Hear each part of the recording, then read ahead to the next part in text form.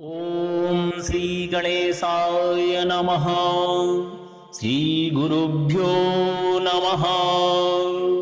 श्रीहरिद्रागणेशकवचम्। ईश्वर उवाच शृणु वक्ष्यामि कवचम् सर्वसिद्धिकरम् प्रिये। पठित्वा पाठयित्वा च मुच्यते सर्वसङ्कटात्।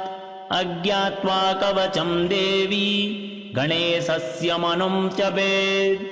सिद्धिर्न जायते तस्य कल्पकोटिशतैरपि। ॐ आमोदश्च शिरः पातु प्रमोदश्च शिखोपरि। सम्मोदो भ्रूयुगे पातु भ्रूमध्ये च गणाधिपः। गणाक्रीडो नेत्रयुग्मम् नासायां गणनायकः। गणक्रीडान्वितः पातो वदने सर्वसिद्धये। जिह्वायां सुमुखः पातो ग्रीवायां दुर्मुखः सदा। विघ्नेशो हृदये पातो विघ्ननाथश्च वक्षसि। गणानां नायकः पातो बाहुयुग्मं सदा मम। विघ्नकर्ता च ह्युदरे विघ्नहर्ता च लिङ्गके। गजवक्त्रः कटीदेशे एकदन्तो नितम्बके। लम्बोदरः सदा पातो गुह्यदेशे ममारुणः। व्यालयज्ञोपवीतिमां पातु पादयुगे सदा। जापकः सर्वदा पातो जानुजङ्गे गणाधिपः। हरिद्रः सर्वदा पातो सर्वाङ्गे गणनायकः। य इदं प्रपठेन्नित्यं गणेशस्य महेश्वरी। कवचं सर्वसिद्धाख्यं सर्वविघ्नविनाशनं। सर्वसिद्धिकरं साक्षात् सर्वपापविमोचनं। सर्वसम्पत्प्रदं साक्षात् सर्वदुःखविमोक्षणम्। सर्वापत्तिप्रशमनं सर्वशत्रुक्षयङ्करम्।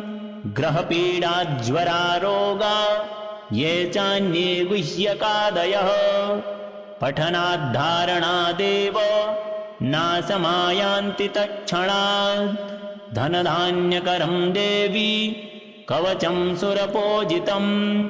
समं नास्ति महेशानि त्रैलोक्ये कवचस्य च। दारिद्र्यस्य महादेवी विघ्नराजस्य भूतले। किमन्यैरसदालापैर्यत्राभ्युर्यतामियात्। ईश्वर उवाच शृणु वक्ष्यामि कवचम् सर्वसिद्धिकरम् प्रिये। पठित्वा पाठयित्वा च मुच्यते सर्वसङ्कटात्।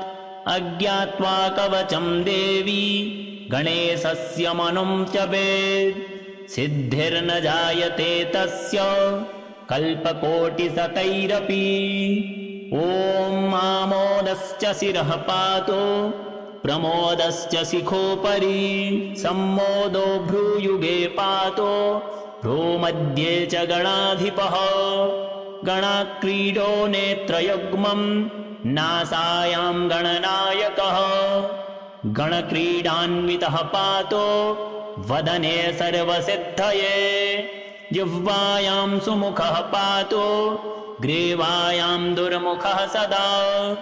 विघ्नेशो हृदये पातो विघ्ननाथश्च वक्षसि। गणानां नायकः पातो बाहुयुग्मं सदा मम। विघ्नकर्ता च ह्युदरे विघ्नहर्ता च लिङ्गके। गजवक्त्रः कटीदेशे एकदन्तो नितम्बके।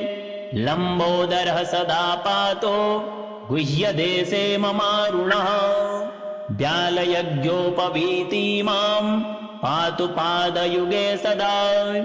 जापकः सर्वदा पातो जानुजङ्गे गणाधिपः।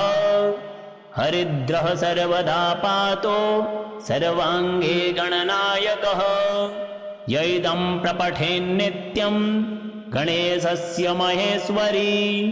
कवचं सर्वसिद्धाख्यं सर्वविघ्नविनाशनं सर्वसिद्धिकरं साक्षात् सर्वपापविमोचनं सर्वसम्पत्प्रदं साक्षात् सर्वदुःखविमोक्षणं सर्वापत्तिप्रशमनं सर्वशत्रुक्षयङ्करं ग्रहपीडाज्वरारोगा ये चान्ये गुह्यकादयः पठनाद्धारणादेव नाशमायान्ति तत्क्षणात् धनधान्यकरं देवी कवचं सुरपूजितं समं नास्ति महेशानि त्रैलोक्ये कवचस्य च दारिद्र्यस्य महादेवी विघ्नराजस्य भूतले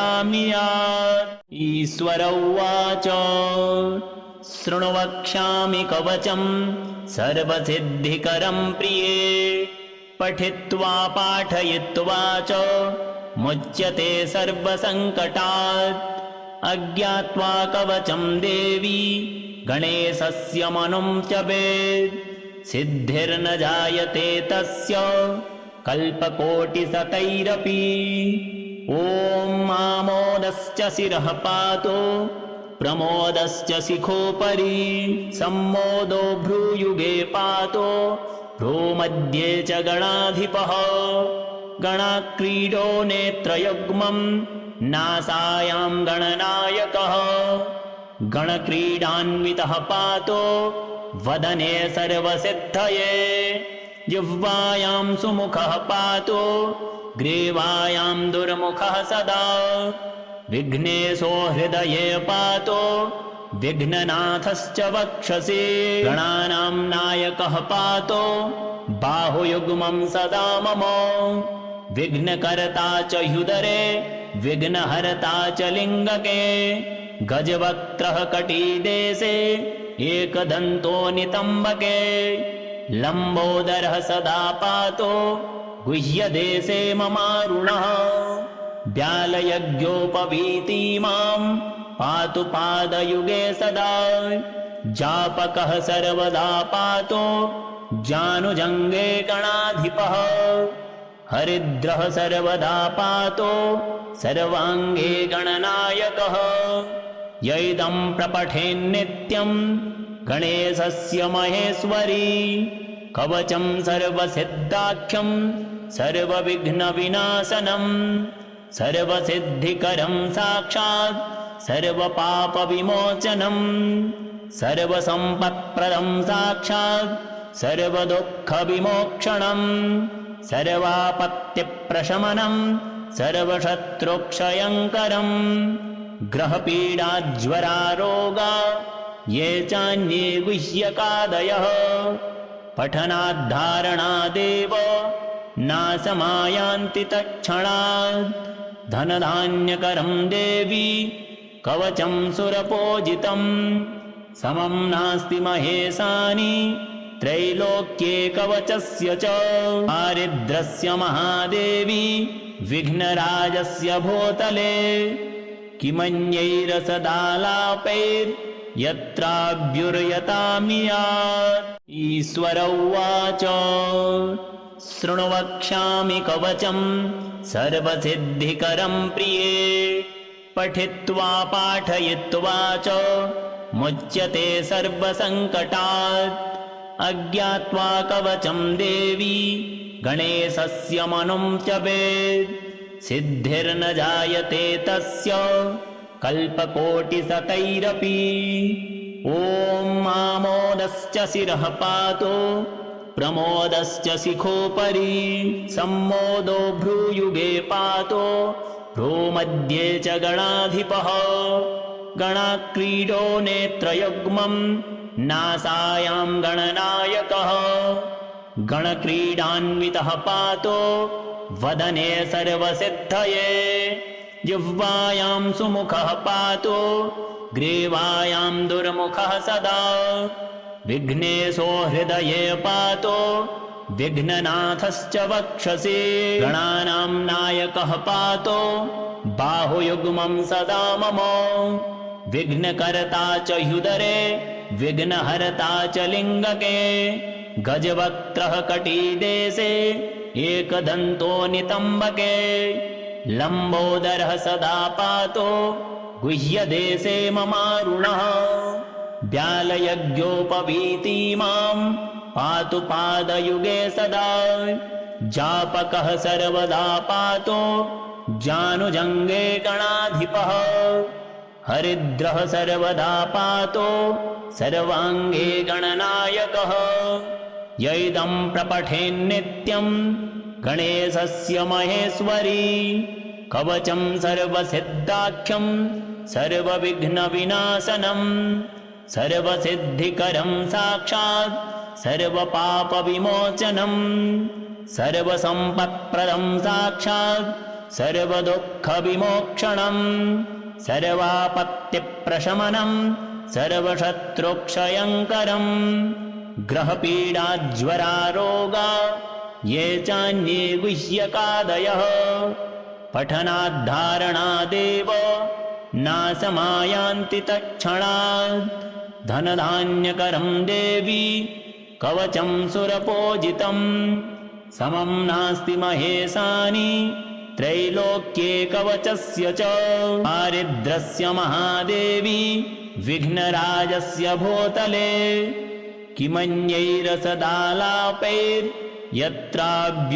किमन्यैरसदालापैर्यत्राभ्युर्यतामियात् ईश्वर उवाच शृणु वक्ष्यामि कवचं सर्वसिद्धिकरं प्रिये पठित्वा पाठयित्वा च मुच्यते सर्वसङ्कटात् अज्ञात्वा कवचं देवी गणेशस्य मनुं च वेद सिद्धिर्न जायते तस्य कल्पकोटिशतैरपि ॐ आमोदश्च शिरः पातो प्रमोदश्च शिखोपरि सम्मोदो भ्रूयुगे पातो भ्रूमध्ये च गणाधिपः गणाक्रीडो नेत्रयुग्मं नासायां गणनायकः गणक्रीडान्वितः पातो वदने सर्वसिद्धये जिह्वायां सुमुखः पातो ग्रीवायां दुर्मुखः सदा विघ्नेशो हृदये पातो विघ्ननाथश्च वक्षसि गणानां नायकः पातो बाहुयुग्मं सदा मम विघ्नकर्ता च ह्युदरे विघ्नहर्ता च लिङ्गके गजवक्त्रः कटिदेशे एकदन्तो नितम्बके लम्बोदरः सदा पातो गुह्यदेशे ममारुणः व्यालयज्ञोपवीति मां पातु पादयुगे सदा जापकः सर्वदा पातो जानुजङ्गे गणाधिपः हरिद्रः सर्वदा पातो सर्वाङ्गे गणनायकः य इदं प्रपठेन्नित्यं गणेशस्य महेश्वरी कवचं सर्वसिद्धाख्यं सर्वविघ्नविनाशनं सर्वसिद्धिकरं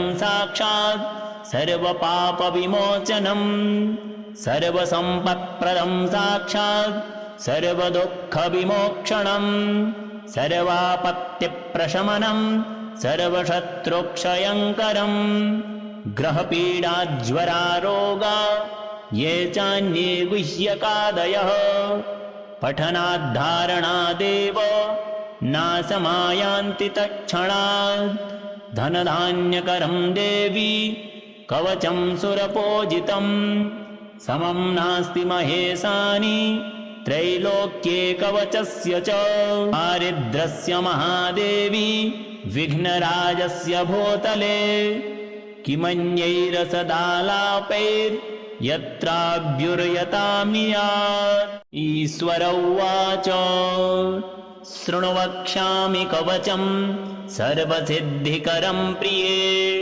पठित्वा पाठयित्वा च मुच्यते सर्वसङ्कटात् अज्ञात्वा कवचं देवी गणेशस्य मनुं च वेद सिद्धिर्न जायते तस्य कल्पकोटिशतैरपि ॐ आमोदश्च शिरः पातो प्रमोदश्च शिखोपरि सम्मोदो भ्रूयुगे पातो भ्रूमध्ये च गणाधिपः गणाक्रीडो नेत्रयुग्मं नासायां गणनायकः गणक्रीडान्वितः पातो वदने सर्वसिद्धये जिह्वायां सुमुखः पातो ग्रीवायां दुर्मुखः सदा विघ्नेशो हृदये पातो विघ्ननाथश्च वक्षसि गणानां नायकः पातो बाहुयुग्मं सदा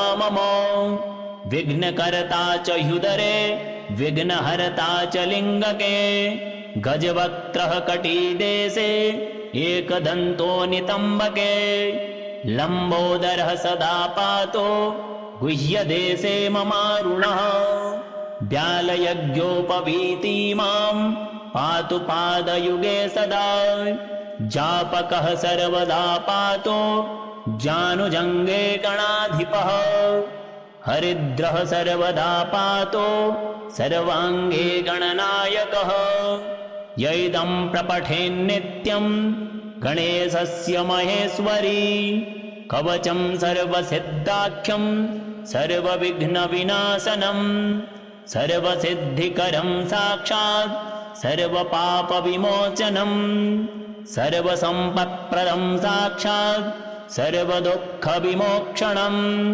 सर्वापत्तिप्रशमनं सर्वशत्रुक्षयङ्करं ग्रहपीडाज्वरारोगा ये चान्ये गुह्यकादयः पठनाद्धारणादेव नाशमायान्ति तत्क्षणात् धनधान्यकरं देवी कवचं सुरपूजितं समं नास्ति महेशानि त्रैलोक्ये कवचस्य च दारिद्र्यस्य महादेवी विघ्नराजस्य भूतले किमन्यैरसदालापैर्यत्राभ्युर्यतामियात् ईश्वर उवाच शृणु वक्ष्यामि कवचं सर्वसिद्धिकरं प्रिये पठित्वा पाठयित्वा च मुच्यते सर्वसङ्कटात् अज्ञात्वा कवचं देवी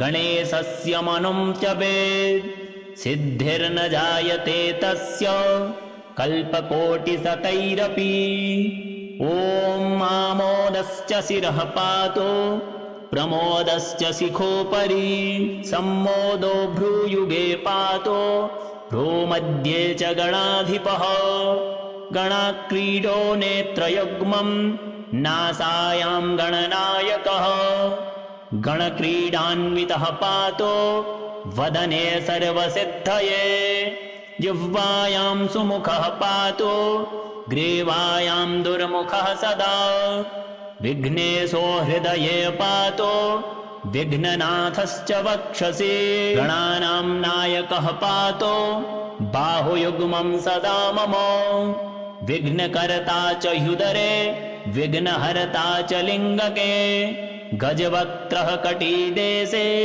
एकदन्तो नितम्बके लम्बोदरः सदा पातो गुह्यदेशे ममारुणः व्यालयज्ञोपवीतिमां पातु पादयुगे सदा जापकः सर्वदा पातो जानुजङ्गे गणाधिपः हरिद्रः सर्वदा पातो सर्वाङ्गे गणनायकः यैदं प्रपठेन्नित्यं गणेशस्य महेश्वरी कवचं सर्वसिद्धाख्यं सर्वविघ्नविनाशनं सर्वसिद्धिकरं साक्षात् सर्वपापविमोचनं सर्वसम्पत्प्रदं साक्षात् सर्वदुःखविमोक्षणं सर्वापत्तिप्रशमनं सर्वशत्रुक्षयङ्करं ग्रहपीडाज्वरारोगा ये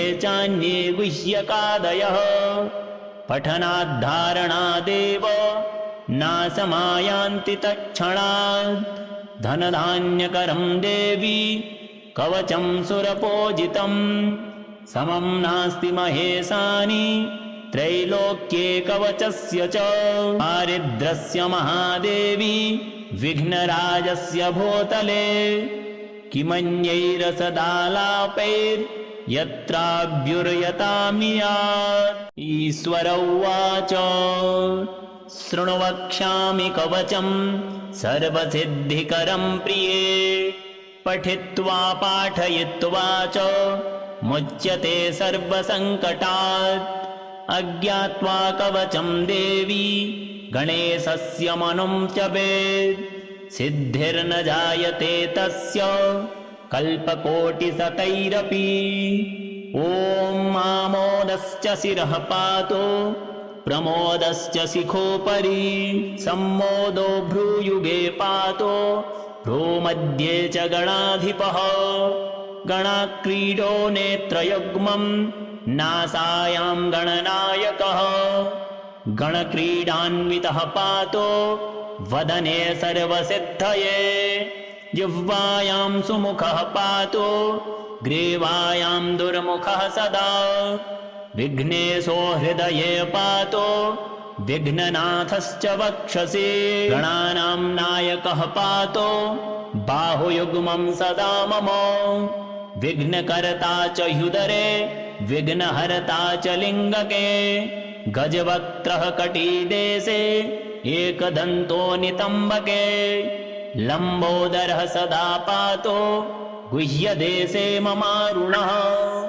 व्यालयज्ञोपवीतिमां पातु पादयुगे सदा जापकः सर्वदा पातो जानुजङ्गे गणाधिपः हरिद्रः सर्वदा पातो सर्वाङ्गे गणनायकः यैदं प्रपठेन्नित्यं गणेशस्य महेश्वरी कवचं सर्वसिद्धाख्यं सर्वविघ्नविनाशनं सर्वसिद्धिकरं साक्षात् सर्वपापविमोचनं सर्वसम्पत्प्रदं साक्षात् सर्वदुःखविमोक्षणं सर्वापत्तिप्रशमनं सर्वशत्रुक्षयङ्करम् ग्रहपीडाज्वरारोगा ये चान्ये गुह्यकादयः पठनाद्धारणादेव नाशमायान्ति तत्क्षणात्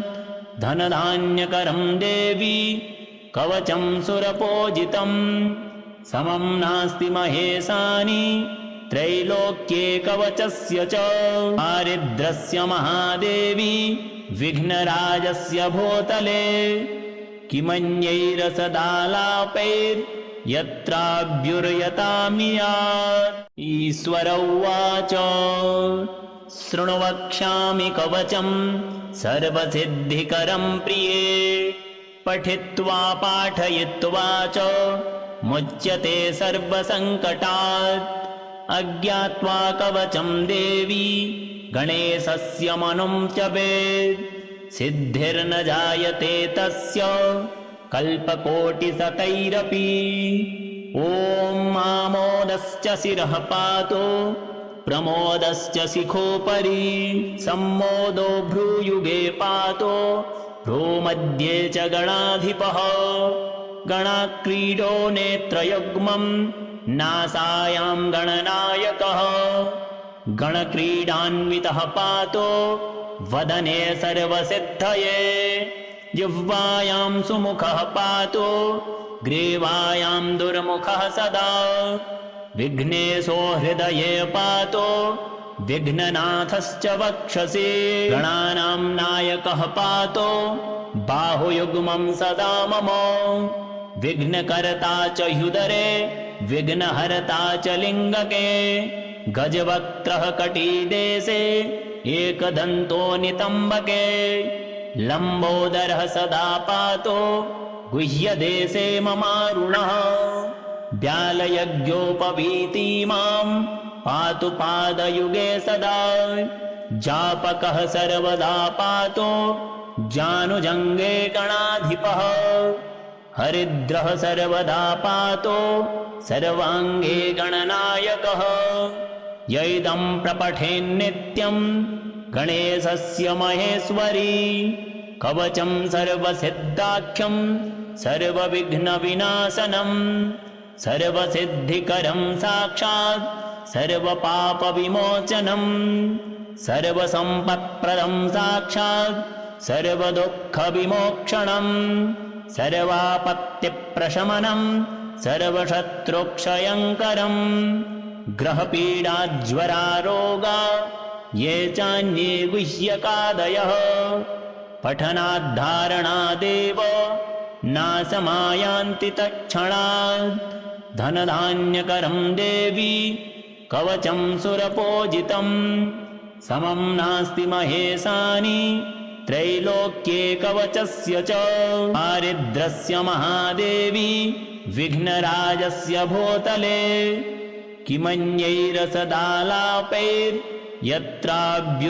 किमन्यैरसदालापैर्यत्राभ्युर्यतामियात् ईश्वर उवाच शृणु वक्ष्यामि कवचं सर्वसिद्धिकरं प्रिये पठित्वा पाठयित्वा च मुच्यते सर्वसङ्कटात् अज्ञात्वा कवचं देवी गणेशस्य मनुं च वेद सिद्धिर्न जायते तस्य कल्पकोटिशतैरपि ॐ आमोदश्च शिरः पातु प्रमोदश्च शिखोपरि सम्मोदो भ्रूयुगे पातु भ्रूमध्ये च गणाधिपः गणाक्रीडो नेत्रयुग्मं नासायां गणनायकः गणक्रीडान्वितः पातो वदने सर्वसिद्धये जिह्वायां सुमुखः पातो ग्रीवायां दुर्मुखः सदा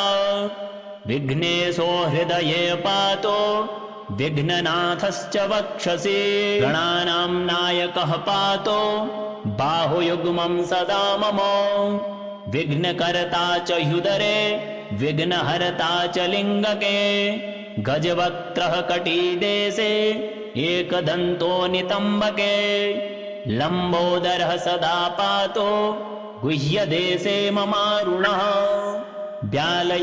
व्यालयज्ञोपवीतिमां पातु पादयुगे सदा जापकः सर्वदा पातो जानुजङ्गे गणाधिपः हरिद्रः सर्वदा पातो सर्वाङ्गे गणनायकः यैदं प्रपठेन्नित्यं गणेशस्य महेश्वरी कवचं सर्वसिद्धाख्यं सर्वविघ्नविनाशनं सर्वसिद्धिकरं साक्षात् सर्वपापविमोचनं सर्वसम्पत्प्रदं साक्षात् सर्वदुःखविमोक्षणं सर्वापत्तिप्रशमनं सर्वशत्रुक्षयङ्करं ग्रहपीडाज्वरारोगा ये चान्ये गुह्यकादयः पठनाद्धारणादेव नाशमायान्ति तत्क्षणात्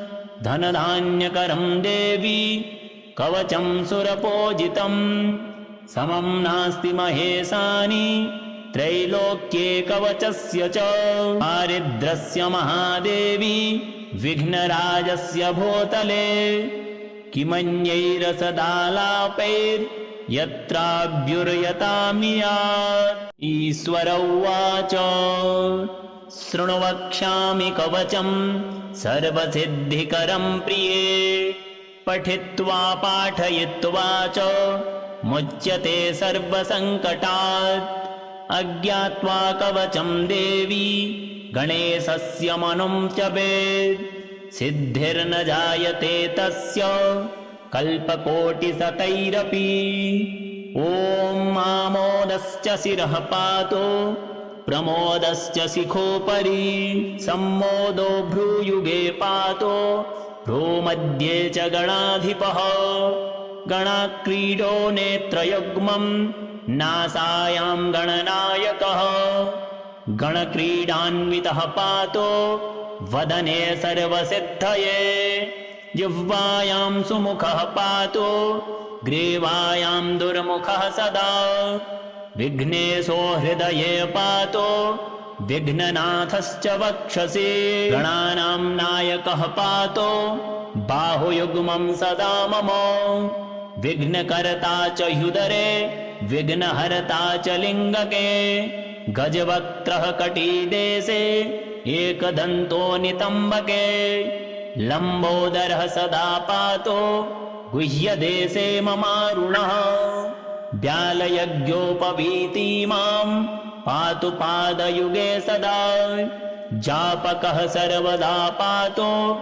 जानुजङ्गे गणाधिपः हरिद्रः सर्वदा पातो सर्वाङ्गे गणनायकः य इदं प्रपठेन्नित्यं गणेशस्य महेश्वरी कवचं सर्वसिद्धाख्यं सर्वविघ्नविनाशनं सर्वसिद्धिकरं साक्षात् सर्वपापविमोचनं सर्वसम्पत्प्रदं साक्षात् सर्वदुःखविमोक्षणं सर्वापत्तिप्रशमनं सर्वशत्रुक्षयङ्करं ग्रहपीडाज्वरारोगा ये चान्ये गुह्यकादयः पठनाद्धारणादेव नाशमायान्ति तत्क्षणात् धनधान्यकरं देवी कवचं सुरपूजितं समं नास्ति महेशानि